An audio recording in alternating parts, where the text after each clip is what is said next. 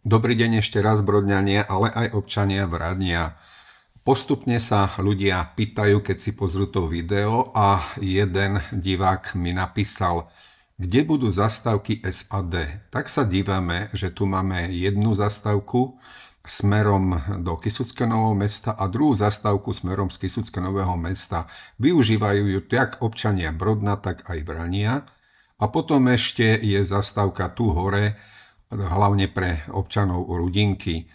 No a kde ju naplánovali teraz pre nás po novom, tak si pozrime to video. Pokiaľ sa pozrieme na to video, tak dve zastávky, respektíve jeden smer, druhý smer, sú nakreslené na konci obce.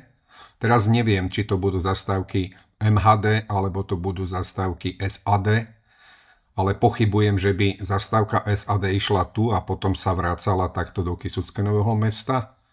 Naozaj neviem. To je tiež otázka na vedenie mesta Žilina a aj na Národnú diaľničnú spoločnosť. No a potom si môžeme pozrieť, či niekde vôbec na tej trase je ešte nejaká zastávka. Ja som videl až na tom... Ja to video trošku zrýchlim, aby to bolo rýchlejšie. A ukážem vám, kde je ďalšia zastávka. Vidíte, tu je ďalšia zastávka, aj prechod pre chodcov, no a bude slúžiť hlavne pre občanov Rudinky a pre cestujúcich vlakom. Ale nikde, vrátim sa ešte späť,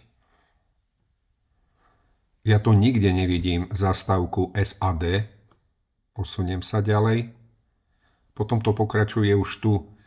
Čiže otázka je, Brodňania a Vranci, ktorí cestujú do Kysuckého Nového Mesta, alebo aj do Žiliny využívajú tieto spoje, budú môcť nastúpiť na autobusy SAD?